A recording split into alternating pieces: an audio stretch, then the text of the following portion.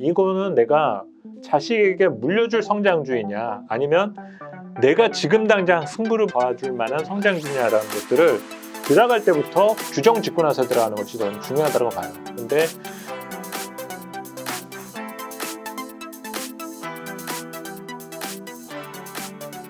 시장과 투자 전략에 대해서 말씀 나눠보도록 하겠습니다. 시장 전망이 사실 크게 의미가 없는데요.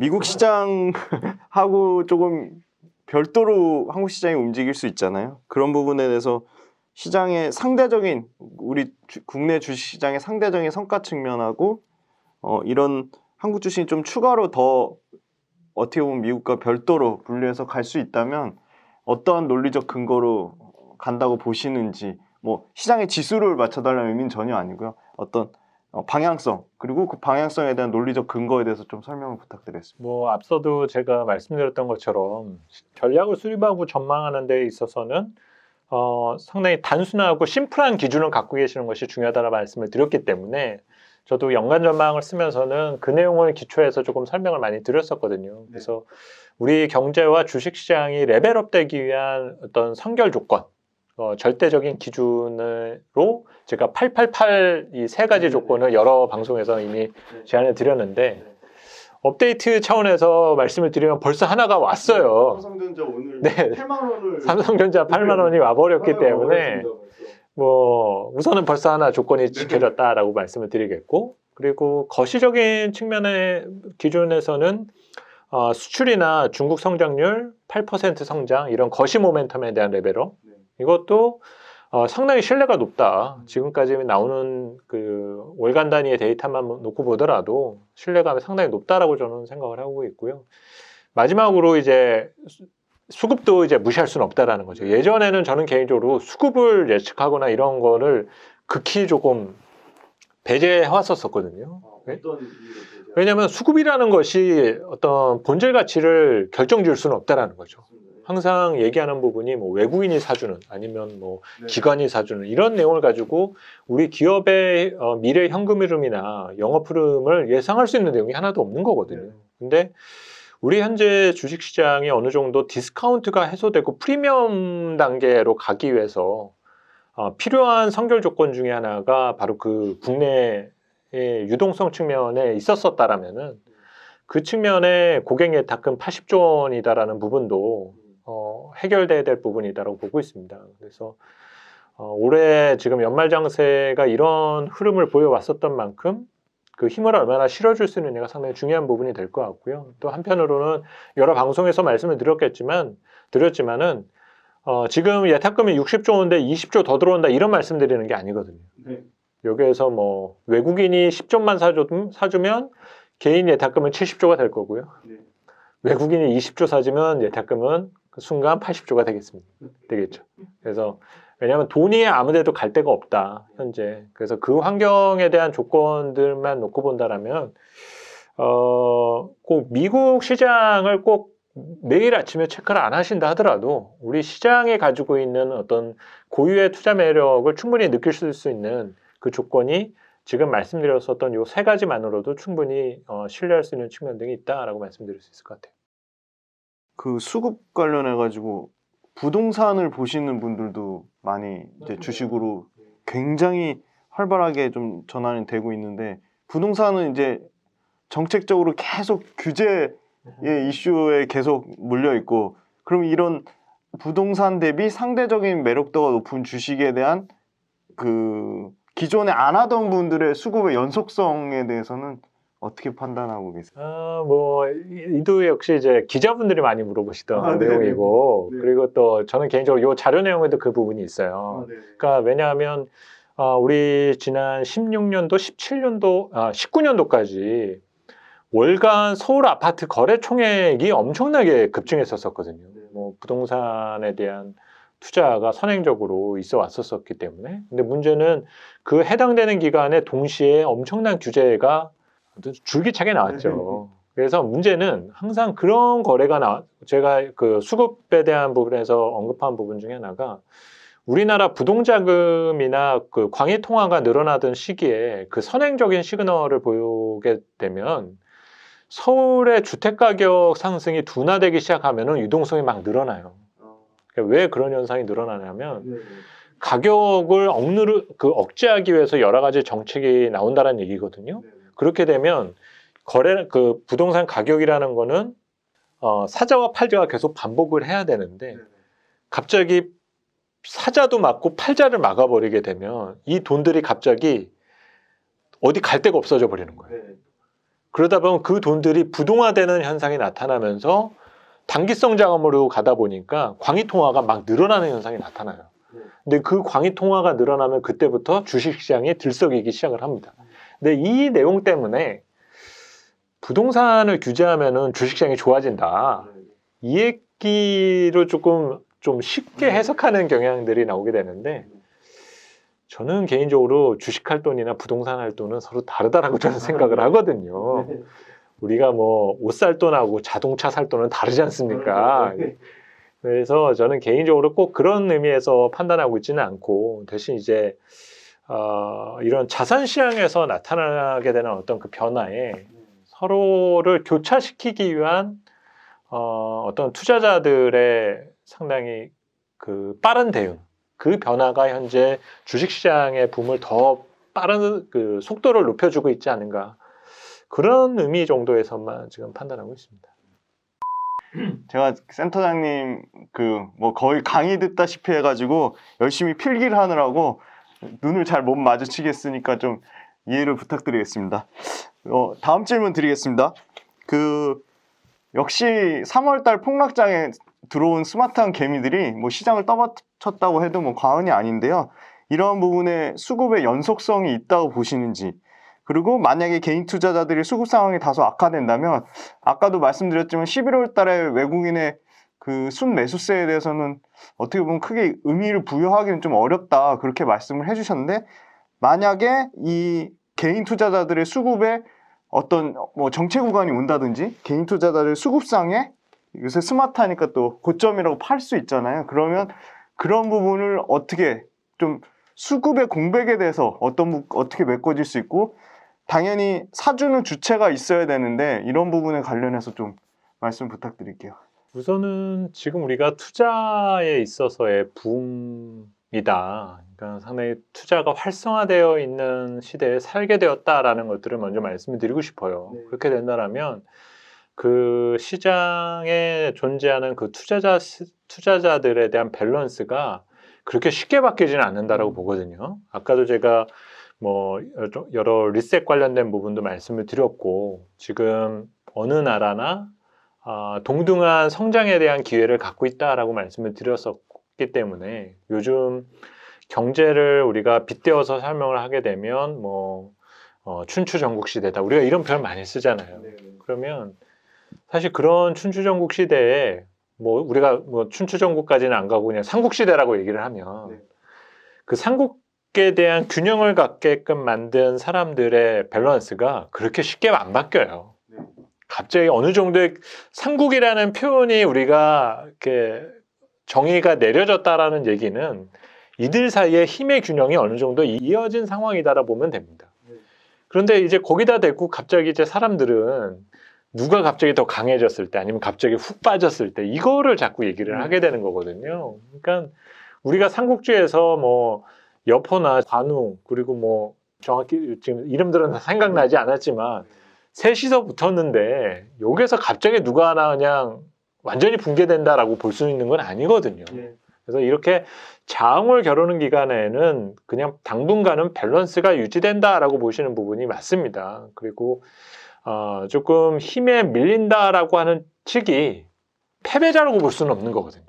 우리는 또 요즘 뭐 수급에 대한 분석을 보면 뭐 동학개미의 승리라고 얘기하면서 너무 이분법적으로 나누는 경향이 그렇죠. 있는 것 같아요. 외국인은 어떻고 도대체 기관은 뭐 하느냐 뭐 이런 식으로 말씀하시는 경우들이 있는데 이런 단순 투자 주체로에 대한 지칭은 잘못된 해석인 거고요. 그 밸런스에 대한 측면에서만 놓고 본다라면은 크게 잘못될 이유가 없는 부분이다 정도로만 설명을 드리면 될 것 같아요. 그리고 가장 중요한 거는 이런 수급에나 특정 주체에 대한 앞으로에 대한 그 투자의 대응 자체가 우리 미래의 삶이라든지 어떤 환경 자체를 결정짓지는 않는다라는 거죠. 가치를 결정짓지는 않는 부분인 거기 때문에 이들의 어떤 그 시장의 여러 펀더멘탈에 대한 반응, 평가, 해석 이 내용들을 조금 더 그 해석하시고 그 흐름을 평가하시는 부분 등이 필요할 것 같습니다. 섹터 얘기를 좀 해보려고 합니다. 최근에 역시 가장 핫하게 올라오는 섹터는 신재생 에너지 관련해서 뭐 풍력, 태양열 이런 부분이 굉장히 연간으로도 보니까 상승률이 어마어마하더라고요. 이런 신재생 에너지 관련된 부분은 역시 정부 정책이랑 연관이 큰데요.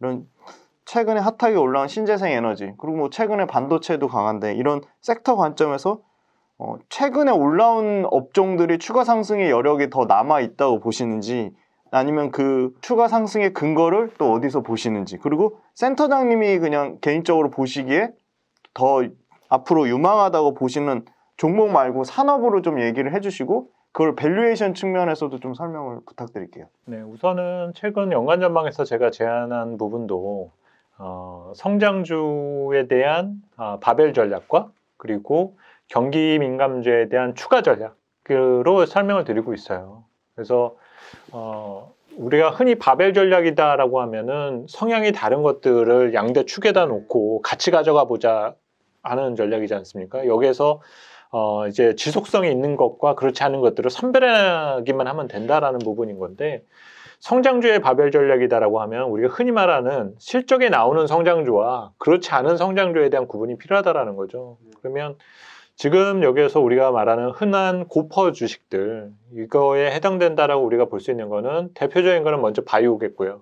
그리고 그 다음에 지금 바톤을 이어받으려고 하는 부분이 말씀하셨던 그 정책 관련주나 신재생 에너지 관련 분야라고 저는 개인적으로 생각을 해요. 그리고 이제 실적이 나오는 분야로 우리가 지금 보고 있는 거가 우리 흔히 말하는 반도체, IT입니다. 그러면 이 둘을 같이 가져가야 된다라고 보는 이유가 우선은 지금 당장 금리나 모든 것들이 성장률을 지지해 주고 있다는 거죠. 그러면 이 둘을 다 같이 가져갈 수밖에 없는데 문제는 지금은 별로 의식을 안 하게 돼요. 금리가 이 높은 성장주들의 밸류를 다 상쇄시켜주고 있으니까. 그런데 경제가 나아지고 이들에 대한 눈높이마저도 높아지게 되다 보면 이들에 대해서 상당히 엄격한 평가를 내리는 시기가 찾아오게 됩니다. 이제 그때가 되면 난타전이 나오게 되죠. 그럴 때를 대비해서 제가 바벨 전략을 말씀을 드린 거고요. 그리고 제가 지금 성장주에 있어서의 두 가지의 분류를 말씀을 드렸는데 하나는 숫자가 안 나온다라고 말씀을 드렸지만 이들은 순환적 성장주예요. 그리고 숫자가 나오는 성장주라고 하면 선형적인 순환주, 지속 가능한 성장주인 겁니다. 그래서 이 둘에 대한 엄격한 구분을 갖고 계셔야만 나의 투자에 호흡을 가져가 줄 수가 있다. 이거는 내가 자식에게 물려줄 성장주이냐 아니면 내가 지금 당장 승부를 봐줄 만한 성장주냐라는 것들을 들어갈 때부터 규정 짓고 나서 들어가는 것이 더 중요하다고 봐요. 근데 지금 말씀하셨던 그 신재생이나 정책 관련주들은 저는 전자 쪽, 그러니까 순환적 성장주에 가깝다라고 말씀을 드릴 수 있습니다. 그래서 이것은 그 투자에 대한 기회를 포착하는 것도 중요하지만 엑시트 전략도 고민해 나가시는 것이 중요하다. 그에 대한 원칙과 기준을 갖고 계시는 부분이 중요하다고 보고요. 중장기 측면에서 우리가 생각한다라면 좀 상투적일 수는 있겠지만 역시 숫자가 나오는 성장주 이거는 코어 산업이라고 우리가 말하는 분야죠. 그래서 이런 산업이 우리 지금 현재 한국 경제를 구성하는 산업들 중에 무엇인가 이거를 이제 선별하는 거가 가장 중요한 거지 않습니까? 그래서 이게 이제 밸류 측면에서 설명을 드리면 우리가 그 여러 퀀트적인 접근을 하다 보면 우리나라 이제 FN 가이드나 예전에 YJFN이나 이런 데서 보실 때 가치주 인덱스가 있고 성장주 인덱스가 있어요. 근데 그 인덱스를 들어가서 이제 딱 보면 같이 들어가 있는 종목이 있습니다. 삼성전자가 같이 들어가 있어요. 그러다 보니까 뭐 그래 지금 좀 그런 표현이 있어요. 근데 왜 그럴 수밖에 없는가라도 우리가 이제 한번 생각해 봐야 된다는 거죠. 그러면 많은 전략가들이 그 주식시장이 화랑 국면에 들어가도 삼성전자 사라고 그러는데 공포스러운 구간에 들어가도 삼성전자 사라고 그래요. 그러면 사람들이 야 그런 식으로 전략 제안을 누가 못하냐 이 말씀을 하실 수도 있는데요. 여기서 이제 중요한 거는 우리 기업들 중에 코어 산업에 해당되는 거가 무엇이냐를 구분 지으셔야 된다는 거죠.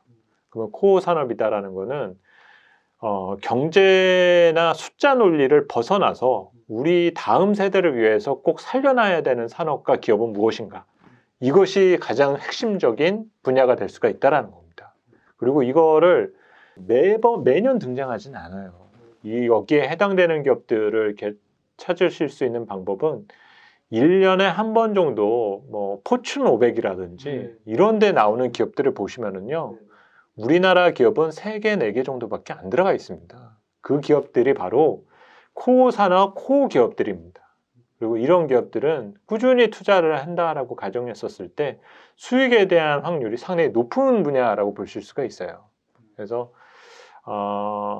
이런 내용들을 같이 가져가시는 전략이 조금 더 중요하다고 보고 올해 연말과 내년 초에도 많이 있을 것이라고 보는 경기민 감소에 대한 접근 그리고 최근에 이제 막 주가가 바닥에서부터 올라오다 보니까 그런 밸류 주식 등에 대한 접근이 있거든요. 12월 달에 한전 보면 깜짝 놀랐죠. 한전이 저 무거운 주식이 30% 이상 올라가니까 이제도 저런 것도 사야 될 때가 아닌가라고 이렇게 얘기를 하는데요. 선택의 개념이 아니다 봐요. 뭐 올해 네이버나 카카오가 이만큼 올라갔으니까 이제는 안 오른 거 좀 찾아봅시다라고 하는 것들은 좀 잘못된 습관입니다. 그래서 왜 그러냐면 지난 한 6, 7년 동안 우리 국내 투자자들이 없이 살았어요. 없이 살았다면 돈이 별로 없다 보니까 시장에 돈이 없었어요. 네네네. 그러다 보니까 이런 시장에서 남들보다 잘 나가려면은 샀다 팔았다를 반복해야 됐거든요. 그런데 지금 시장은 그런 시장이 아니잖아요. 이제 어느 정도 풍요로워진 시장이다 보니까 이런 시장 국면에 들어가게 되면 선택의 개념에 대한 접근보다는 지금 20년도를 지배했던 것들을 계속적으로 유지하고 좋아 보이는 것들이 있으면 추가하시는 전략이 오히려 좀 더 필요하다라는 거죠. 그래야 이번에 사이클을 끝까지 완주할 수 있는 팁이 될 수 있지 않을까라고 봅니다. 그 코어 산업 얘기해 주셔서 이 추가적인 질문 사항이 생겼는데요. 이 코어 산업이라는 게 어떻게 보면은 4차 산업과 연관된 성장성에 더 초점을 맞추신 건지 아니면 기업이 오래 지속되는 뭐 예를 들어 LG생활건강이라든지 뭐 오리온이라든지 그런 개인들 입장에서 친숙하게 접근하면서 회사가 어떤 형태로 계속적으로 변화를 시도하는 기업의 연속성 측면을 얘기하시는 건지 좀 설명을. 네, 우선 저도 이 문제를 고민하면서 그 하나의 기준을 갖고 싶었어요. 그러면 사실 아까 좀 쉽게 설명을 드리려고 삼성전자를 설명을 드렸잖아요. 그러면 삼성전자만을 가지고 나서 이 코어 기업, 코어 산업에 대한 부분을 접근해 보자라는 거죠. 삼성전자도 실적이 망가질 때가 있어요. 네. 그리고 그 해당되는 산업에 대한 경기도 분명히 있고 그럼에도 불구하고 이 기업에 장기 투자를 했을 때 성공할 수 있었던 이유는 과연 무엇이었을까? 그러면 그 해당되는 분야에서 이 기업이 가지고 있는 마켓 지배력과 그리고 추격자를 얼마나 잘 따돌려 줄 수 있느냐 그거를 우리가 한번 보자라는 거죠. 그래서 이거는 숫자로 데이터화하기가 상당히 어려운 부분 등이 있는데 삼성전자도 이익이 감소할 때가 있었죠. 그러면 삼성전자는 1등 기업이잖아요. 그러면 1등 기업이 실적이 감소되고 매출이 감소할 정도면 얼마나 불황인 겁니까? 어렵죠. 근데 삼성전자가 힘들 정도면 그 밑은 더 죽어나겠죠. 그리고 그 기업들 중에서 자빠지는 기업들이 나와야 돼요. 그러면 이 얘기는 코어 산업, 코어 기업이 가지고 있는 특징은 어려울 때 그 해당되는 지배력을 더 강화하는 경우입니다. 그래서 그 시장과 산업을 독식할 수 있는 그런 잠재력을 보여주는 그 모습을 갖고 있는 기업이 바로 코어 산업에 해당된다고 볼 수가 있거든요. 최근에도 그런 변화에서 나타나는 게 언택 관련 기업들이 다 그 공통점들을 갖고 있어요. 이렇게 경제가 어렵고 그 힘들다라고 얘기를 하는데 오히려 매출이 늘어나지 않습니까? 이런 기업들이 앞으로 그 모습을 지속할 수가 있게 된다면 엄청난 흡수와 우리가 앞으로 그 발전해 나가는데 그 언택 관련 기업들 뻔하게 좀 부정적으로 보시는 분들 분명히 그 논리가 있거든요. 야, 뭐 라인 밸류나 저기 탁게임즈 논리 다 거기서 거기 아니야. 이런 식에 대한 접근은 이제 우리가 과거에 해왔던 접근인 부분인 거고, 어려울 때 해당되던 분야를 더 강하게 컨트롤할 수 있는, 그 해당되는 기업과 산업이 그에 해당된다라는 거죠. 근데 우리가 10년 전에 조선이 그런 꿈을 가져왔었던 때가 있었습니다. 근데 이 기업들을 지금 보게 되면 아직도 우리 내부에서나 뭐 일본하고 비교하면 괜찮아요. 근데 과연 중국하고 비교해서 그 지배력이 유지되고 있나? 생각해 보면 그렇지 않거든요. 이 얘기는 다시 말하면 조선이나 우리 자본주의 관련 기업들이 중국에게 엄청 따라잡혔다는 얘기입니다. 최근에 들어서 21년 앞으로의 유망 산업을 얘기할 때 경기 민감주들에 대한 얘기를 하고 있는데 누구 하나 나서서 그걸 강력하게 얘기 못하는 분야 중에 하나는 잠깐 다시 좋아질지 모르겠어요. 그런데 다시 도약할 수 있을 정도 내지 아니면 경쟁자를 따돌릴 수 있는 무언가를 갖고 있느냐라는 질문에 답을 구하시지 못한다라면 그 기업은 한시적인 투자를 하셔야 된다는 부분입니다.